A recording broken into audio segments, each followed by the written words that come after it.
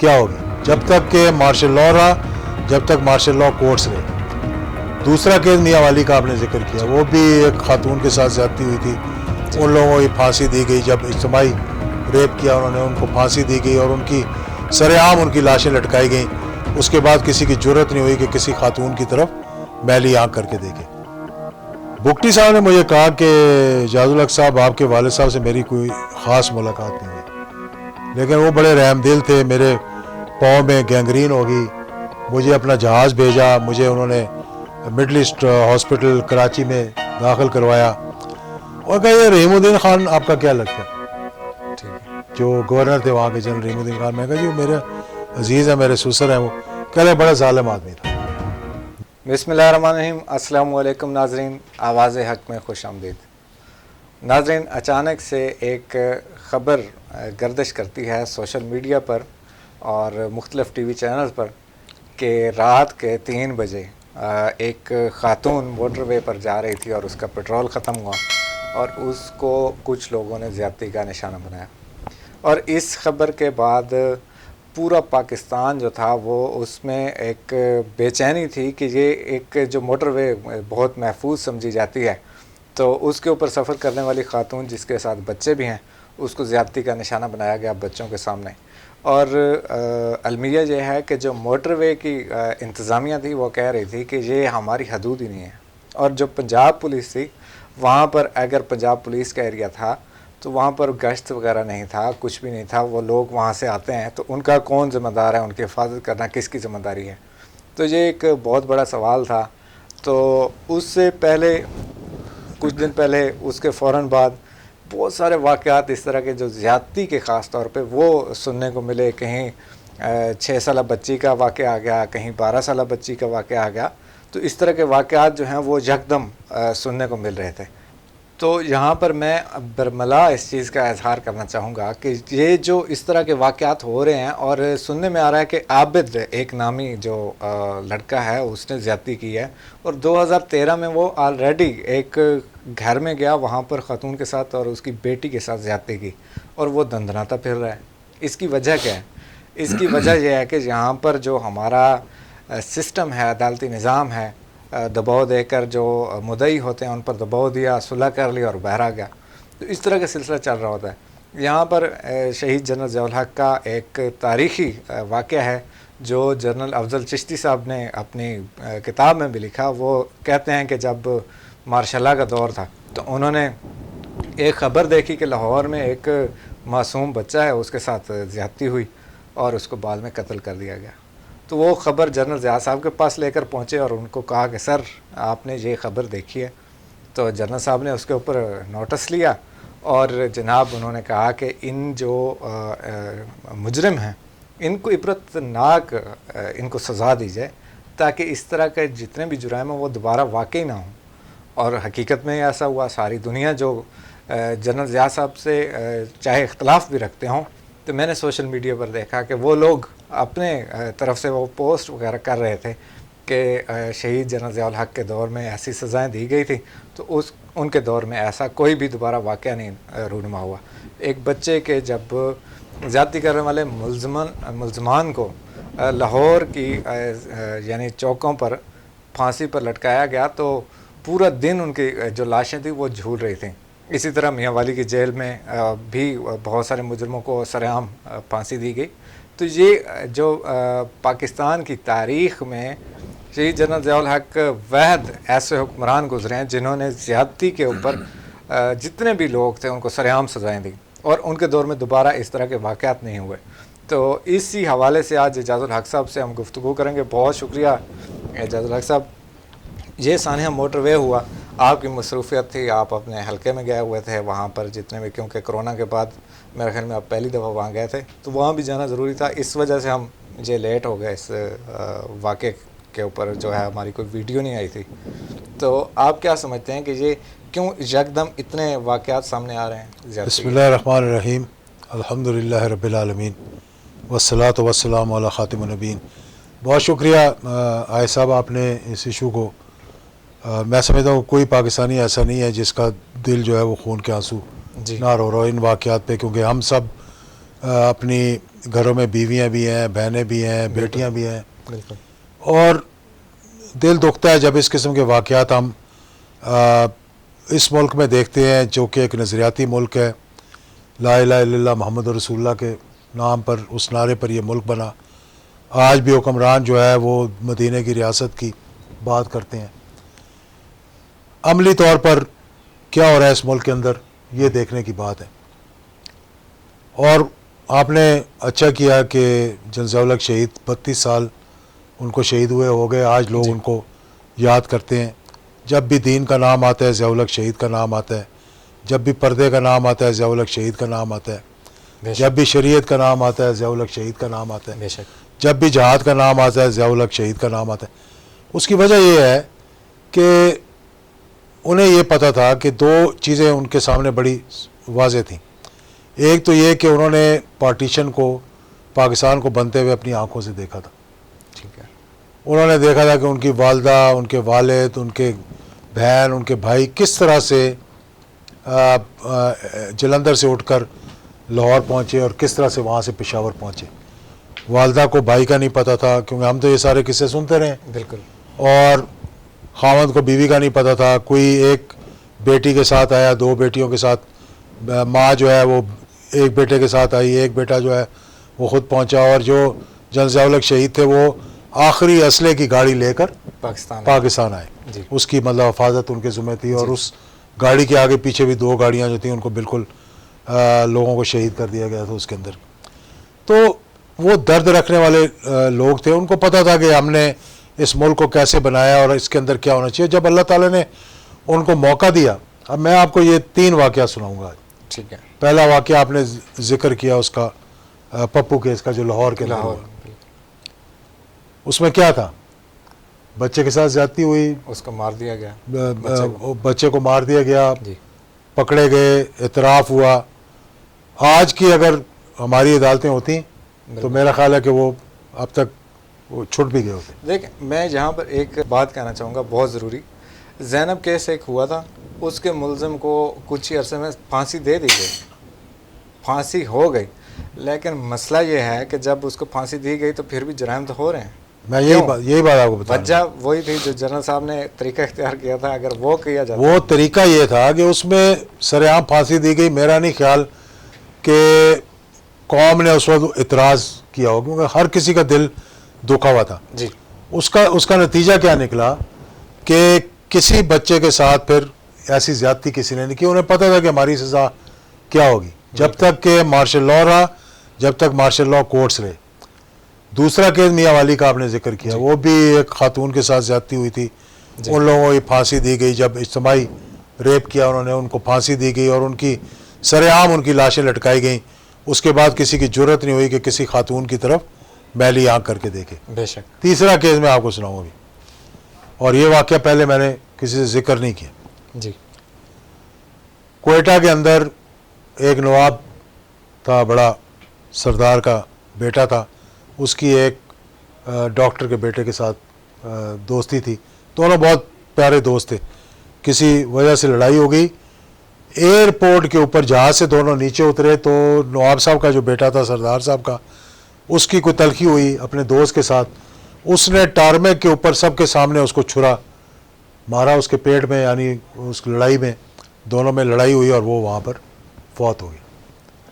ٹھیک ہے. وہ اس کا بھی مارشل لا, جنرل رحیم الدین خان جو تھے گورنر تھے وہاں کے, وہ 7-8 سال رہے گورنر.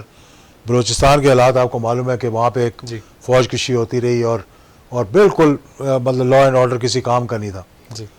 اس کو بھی انہوں نے, اس کے باوجود کہ پولیٹیکل پریشر اتنا زیادہ پڑا کیونکہ سردار تھے اور سارے سردار, اس کا بیٹا ہو اور اس کو پکڑا جائے اور اس پہ ٹرائل ہو اور سر عام جو ہے وہ قتل کرے اور پھر کوئی وٹنس بولنے کو بھی تیار نہ ہو, حالانکہ دیکھا سب نے وہ, تو اس کو بھی سر عام پھانسی دی گئی تھی. اس کا اثر یہ ہوا کہ قصہ مجھے سنایا بگٹی صاحب نے, اللہ تعالیٰ ان کو جنرل نصیب کرے. نواب اکبر خان. 1989 کی بات ہے. بلوچستان ہاؤس میں چیف منسٹر بلوچستان تھے, IGI اس وقت بنی ہوئی تھی, اس وقت وہ اس کا حصہ تھے, ہم اپوزیشن میں تھے. جی. محترمہ بے نظیر کی حکومت تھی. کوئی بات ہوئی, میں ان کو ملنے کے لیے چلا گیا. ان کا بیٹا جو تھا اس کا نام تھا وہ اللہ کو پیارا ہو گیا سلیم بگٹی نام تھا اس کا.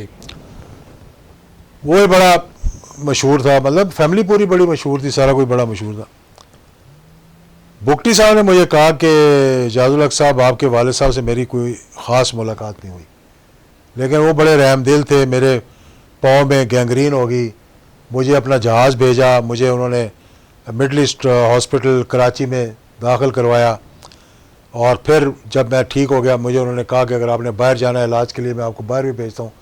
اس کے بعد انہوں نے اپنے نمائندے گورنر کو بھیجا میرے پاس, اور پھر واپس جانے کے لیے بھی اپنا جہاز دیا, اور کہا یہ رحیم الدین خان آپ کا کیا لگتا ہے, ٹھیک ہے, جو جو گورنر تھے وہاں کے جنرل رحیم الدین خان. میں کہا جی میرے عزیز ہیں, میرے سسر ہیں, وہ کہہ رہے بڑا ظالم آدمی تھا. میں نے کہا انہوں نے کیا ظلم کر دیا؟ اور سر عام پھانسی دے دی اس نے. جب سر عام پھانسی دے دی میں نے اپنے بچوں کو کہا کہ جب تک یہ ظالم آدمی یہاں بیٹھا ہے اپنا سامان باندھو اور شفٹ ہو جاؤ یہاں سے. یعنی اس قسم کے لوگ جن سے لوگ دہلتے تھے, جن کا روب تھا لوگوں میں, جو نواب تھے, ان کو بھی یہ سبق ملا کہ انہوں نے بھی کہا کہ ہم نے اپنے بچوں کو, جن کی وہاں پہ مطلب چتراہٹ تھی اور بڑا بڑا سرداری سسٹم تھا, کسی کی جرت نہیں ہوتی تھی ان کے آگے چو بھی کریں, اور اس کے بعد کہا میں نے ان کو کہا کہ جب تک یہ یہاں بیٹھا ہوا ہے تم یہاں سے چلے جاؤ, کہ یہ نہ ہو کہ کل کو تمہیں بھی پکڑے جاؤ. کسی کو بہت کیسز ان پہ بنے ہوئے تھے. تو یہ چیزیں ہوتی ہیں جو کہ کرتے. پھر اس کے بعد یہاں پہ میں ایک اور واقعہ آپ کو سناؤں. جی, اب آپ چلے جائیں یہ سینٹ کے اندر, ٹھیک ہے, سینٹ میں جا کے آپ ایک گیلری دیکھیں جو جمہوریت کے نام پر محترم چیئرمین سینٹ ربانی صاحب نے بنائی تھی. پورا کیا نام ہے ان کا, رضا ربانی صاحب نے. وہاں پہ تصویر لگائی ہوئی ہے کوڑوں کی. یہ پیر ہوٹل ہے پنڈی کے اندر, ساری دنیا کو پتہ ہے بالکل کہ وہ ایک ڈی سی ریٹائرڈ تھے, ان کا ہوٹل تھا. وہاں پر کیا ہوتا تھا, سر عام وہاں پر زیادتی کرتے ہوئے پکڑا گیا ایک شخص. ساری دنیا کو پتہ تھا کہ اس نے ایک عورت کو وہاں لے جا کر اس کے ساتھ ناجائز تعلقات تھے, اور وہ پکڑا گیا. اس کو سر عام کوڑا لگایا گیا, کس پہ, ریپ کے اوپر. جی, یعنی اس عورت کو وہاں ہوٹل کے اندر بند کر کے پیر ہوٹل میں اس کے ساتھ زیادتی کی, بعد میں پکڑا گیا, اعتراف کیا, اس کو یہاں پر کوڑے لگے. اس شخص کی اس گیلری کے اندر تصویر لگا کے رکھی رضا ربانی نے. شرم نہیں آئی اس بات پر, معصوم بنایا گیا کہ اس نے جمہوریت کے لیے کوڑے کھائے. جی, میں کہتا ہوں لعنت ایسی جمہوریت پہ جس جمہوریت میں ہماری ماؤں اور بہنوں کی عزت محفوظ نہ ہو, اور جس نے ان کی عزت لوٹی ہو اس کو ہم ایک ہیرو بنا کر پیش کریں وہاں. یعنی یہ دیکھیں آپ, یہ ہمارے سیاستدانوں کا رویہ ہے کہ بہت سے لوگوں کو اس طرح کوڑے مارے گئے. کوئی کسی ایمبیسی سے پاکستان کے مخالف پیسے لیتے ہوئے پکڑا گیا, کوئی شراب پیتے ہوئے پکڑا گیا, کوئی اس طرح پکڑا گیا. تو یہ چیزیں جو ہیں جب تک ہم ان کی تشہیر کریں گے, پھر جنرل ضیاء الحق شہید نے کیا آج کیوں لوگ یاد کر رہے ہیں ان کو, بالکل, کہ انہوں نے اس ملک کا قبلہ جو ہے وہ واقعی میں, ہم تو مدینہ کی ریاست کی بات کریں, انہوں نے تو رخ تبدیل کر دیا, اس کا قبلہ مدینہ کی طرف کر دیا. اس لیے کر دیا مکے اور مدینہ کی طرف کہ انہوں نے, آج دیکھ لیں آپ کسی دفتر میں چلے جائیں, ریلوے اسٹیشن پہ چلے جائیں, آپ کوئی پیٹرول پمپ دیکھ لیں کہ مسجد کے بغیر پمپ نہیں بنتا. کسی آج لوگ فخر کے ساتھ شلوار قمیض پہنتے ہیں, چاہے وہ ہمارے پرائم منسٹر ہوں چاہے وہ ہمارے وزیر ہوں, کہ آج وہ دیکھ لیں کہ عمران خان صاحب نے امریکہ کا دورہ کیا, روایتی کلچرل میاں والی کی چپل پہنی ہوئی تھی.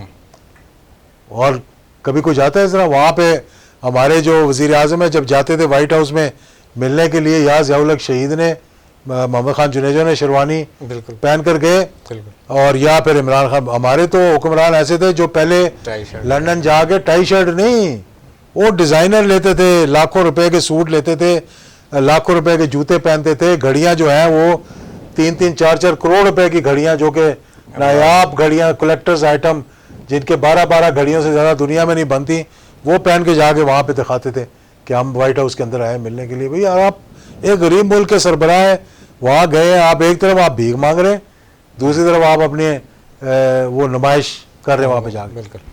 تو یہ چیزیں تھیں جو جنرل ضیاء الحق شہید کی لوگوں کو یاد آ رہی تھی. اب آئے اس قصے پہ, اب موجودہ قصے پہ آتے ہیں. یہ عابد شخص جو آج ابھی تک پکڑا نہیں گیا, کون ہے, اس کا کیا بیک گراؤنڈ, آپ نے ذکر کر دیا, میں اب آپ بتا دوں. 2013 کدھر ہوں, میرے حلقے میں ہوا. اچھا, وہ آپ کے, وہ 260 A4 فورٹ عباس کا رہنے والا تھا. اچھا, اس کے والد ملی وہاں کے رہنے والے تھے, ملی خاندان سے اس کا جی جی تعلق ہے. انہوں نے کیا کیا, انہوں نے ایک مربع زمین, ایک فیصل آباد کی پارٹی تھی, ان کی ایک مربع زمین انہوں نے کاشت کے لیے لی اور اس کے پھر جعلی کاغذ بنوا کے, انہوں نے کہا یہ تو فیصل آباد میں رہتے ہیں, ان کو انہوں نے وہ جو ہر سال کا پیسے ہوتے ہیں اس کے کاشت کرنے کے, جب آپ کسی کی زمین لیتے ہیں کاشت کے لیے, مزارے تو نہیں ہوتے, آپ مطلب امیر آدمی بھی ہو سکتے ہیں, آپ لے سکتے ہیں, وہ کاشت کے پیسے ایک ہوتا ہے کہ اتنے ایکڑ کے دیں گے, انہوں نے ٹھیکے دینا بند کر دیا, کاغذ اپنے نام کروانے کی کوشش کر لی, اور قانون کے میں دیکھ رہا ہوں کہ قانون دیکھیں کس طرح سویا رہا. بالکل. اپنے ہی اس کے ماموں کو عابد کے ماموں کو اس کے والد نے دوسری پارٹی سے جب جھگڑا ہوا, وہ آئے اپنی زمین پہ قبضہ کرنے, تو گولیاں چلیں, اب اس کے ماموں کو اس کے باپ نے مار دیا اچھا, اور ان پہ ڈال دیا تاکہ کیس چلتا رہے. وہ کیس چلتے سپریم کورٹ میں گیا, ان کے حق میں فیصلہ ہو گیا, اور جب ان کے حق میں فیصلہ ہوا تو پولیس نے پھر بھی جرات نہیں کی کہ ان کو خالی کروا کے دے وہ جگہ, رینجرز نے ان کو جگہ خالی کروا کے دی. اچھا, جب وہ جگہ خالی ہوئی, یہ وہاں سے چلے گئے, یہ مائگریٹ کر گئے, وہاں سے شفٹ ہو کے سیالکوٹ چلے گئے یا لاہور چلے گئے, جہاں بھی رہتے ہیں. اب اگلی بات بھی سن لیں. 2013 میں اس نے جو آپ نے ذکر کیا, ایک ماں اور بیٹی کے ساتھ جی اس نے زیادتی کی, کیس رجسٹر ہوا, ڈی این اے ہوا, ثابت ہو گیا. بالکل ٹھیک ہے, وہ جو کہتے ہیں ڈی این اے میچ کیا پرانے کا, بالکل, پر سزا کیوں نہیں ملی؟ سزا اس لیے نہیں ملی کہ یہ بدماش تھا, اس کے پاس وہ کیا کہتے ہیں کان ٹوٹے تھے. بالکل. اس نے ان کو دھمکی دے دی ماں اور بیٹی کو کہ میں تمہارے فلانے بچے کو فلانے کو مروا دوں گا, فلانے کو مروا دوں گا. زبردستی اس کے وکیلوں نے بیٹھ کر ان کی صلح کروائی اور کیس انہوں نے واپس لے لیا. یہ اس ملک کے اندر ہو رہا ہے. ریاست کہاں گئی؟ میں پوچھتا ہوں جناب چیف جسٹس صاحب, قانون کدھر گیا؟ قانون تو اندھا ہوتا ہے, ہر ایک کے لیے برابر ہوتا ہے. بالکل. جب زبردستی لوگ کرتے ہیں, جب میرے پر حملے ہوئے, ہمارے اپنا ڈی پی او پہ حملہ ہوا, میرے پہ 3 حملے ہوئے, جو لوگ پکڑے گئے ان کے خلاف ٹرائل چلا, کوئی پولیس والا وٹنس نہیں بنا, کوئی عام آدمی جسے پتہ تھا کہ یہ لوگ ہیں, مطلب ہر ثبوت کے ساتھ وہ پکڑے گئے, بری ہو گئے 6 مہینے کے بعد. کتنے لوگ بے گناہ.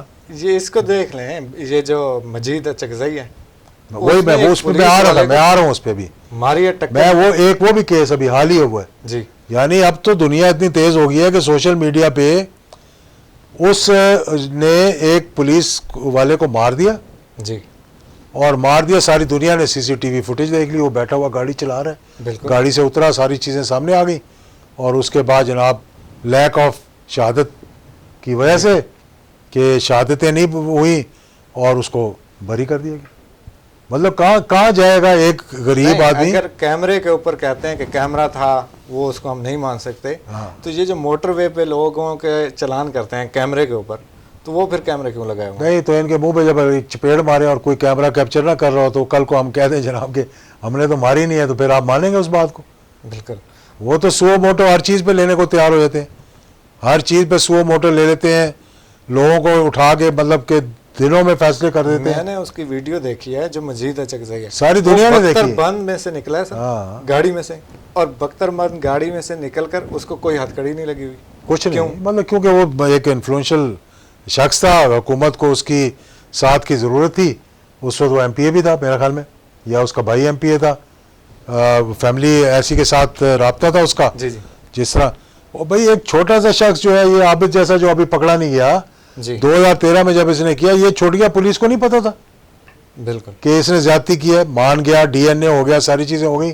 اس کے بعد جب صلح کرنے گیا تھا, پولیس کو نہیں پتا ہے صلح کر رہے ہیں. بالکل. کیا آپ قتل کے اوپر بھی صلح ہوتی ہے صلح قتل پہ بھی, لیکن بے گناہ شخص جو ہے وہ 15 سال اندر رہ لیتا ہے, پھانسی چڑھ جاتا ہے. جو گناہ گار ہوتے ہیں وہ قتل کر کے بھی چھٹے رہتے ہیں, کیونکہ ان کے پیچھے کوئی نہ کوئی پولیٹیکل شخصیت ہوتی ہے یا ان کے پیچھے بدماشی ہوتی ہے.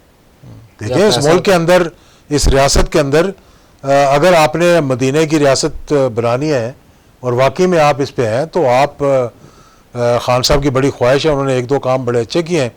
اس حوالے سے میرے خیال میں کچھ دیندار لوگ جو ہیں, جو علماء اکرام ہیں, ان کو یہ باتیں بتاتے رہتے ہیں. جب مولانا طارق صاحب کی, جمیل صاحب کی ان سے ملاقات ہوتی ہے, دوسروں کی ہوتی ہے, لوگ ان پر الزام لگاتے ہیں. جی ابھی حال ہی میں کسی نے کہا کہ یہ علماء جو ہیں بک گئے کیونکہ یہ جا کر جو ہے وہ حکمرانوں کے لیے دعائیں کرتے ہیں. جی لیکن وہ حکمرانوں کو نصیحت کرنے جاتے ہیں. وہ زرداری کو بھی نصیحت کرنے جاتے تھے, وہ نواز شریف کو بھی نصیحت کرنے جاتے بے تھے. شک نواز شریف بھی ان کو اپنی کابینہ میں بلا کے درس دلواتا تھا. بے شک عمران خان صاحب بھی ان کو بلاتے ہیں. اب انہوں نے یہ جو سود کے خلاف جو ایک کمیٹی بنائی ہے تقی عثمانی صاحب کی, کتنی اچھی بات ہے. میں سمجھتا ہوں اللہ کے خلاف جنگ جو ہو رہی ہے اس میں اگر آپ کوئی عمل درآمد کریں گے, اللہ تعالیٰ اس میں آپ کی مدد کرے گا. بالکل.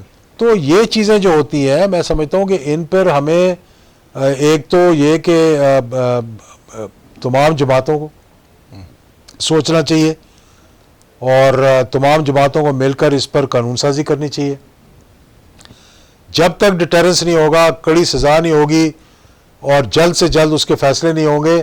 اب یہ کہہ رہے ہیں جی 140 اور عدالتیں بنا رہے ہیں نیب کے لیے. کس کے لیے؟ نیب کے لیے. نیب کے لیے.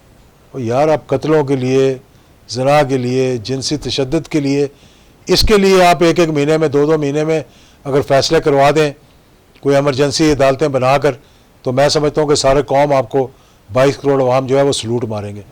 میں صحیح کہہ رہا ہوں آپ کو یہ بات. بالکل. پر اگر آپ یہ دیکھیں گے کہ جناب اس قسم کے واقعات ہوتے رہے, اب چلیں میڈیا بھی بہت سی چیزیں اچھالتا ہے. میں یہ سمجھتا ہوں کہ میڈیا کو بھی پیمرا کے ذریعے اور حکومت کے ذریعے اور اپوزیشن کے ذریعے کچھ قانون بنانے چاہیے, کچھ دائرہ اختیار, کہ بھئی ہر کیس کو آپ نہ اچھال دیں, بالکل. چاہے ہوا یا نہیں ہوا. اس طرح نہ آپ کریں کہ جیسے کہ ابھی کہا جا رہا ہے کہ جی عابد کی مطلب انہوں نے تصویریں پہلے سے دینی شروع کر دی, تو کوئی شناخت سے جب کرے گا تو لازمی بات ہے انہوں نے تصویریں دیکھی ہوں گی. تو یہ ایسی چیزیں روکنی چاہیے ہمیں. بالکل.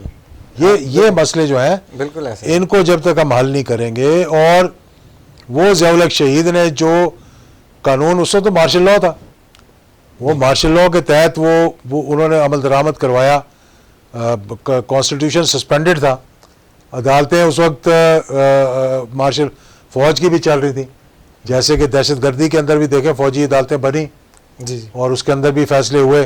تو ان معاملات کے لیے میں نہیں کہہ رہا کہ فوج کو بلائیں یا فوجی عدالتیں بنائیں, میں یہ کہہ رہا ہوں کہ موجودہ طریقہ کار کے اندر ایسا نظام بنائیں کہ کل کو لوگ پھر فوج کی طرف نہ دیکھیں, وہ آپ کی طرف دیکھیں. بالکل.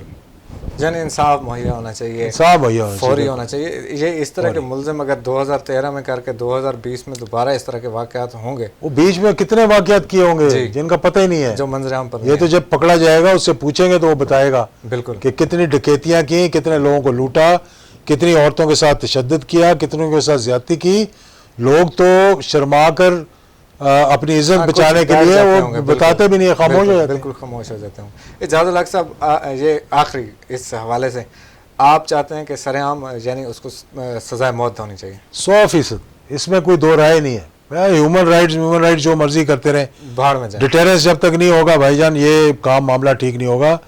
پھانسی کی سزا کے علاوہ کوئی اور سزا نہیں ہے, سرعام پھانسی لگنی چاہیے, اس میں کوئی دو رائے نہیں ہے. اگر کسی کی ماں بہن بیٹی کے ساتھ بچے کے ساتھ کوئی زیادتی کرتا ہے, اس کی سزا ہی یہ ہے کہ اس کو ٹانگا جائے, سرعام ٹانگا جائے. اس کے بعد آپ دیکھیں اگر دوبارہ کسی کی جرت ہوگی تو میں ذمہ دار ہوں گا اس کا. بہت شکریہ اجازت الحق صاحب. ناظرین, آپ نے گفتگو سنی اور پاکستان کے تقریباً 22 کروڑ لوگوں کا یہی مطالبہ ہے کہ سزائے موت ہونی چاہیے اور سرعام ہونی چاہیے.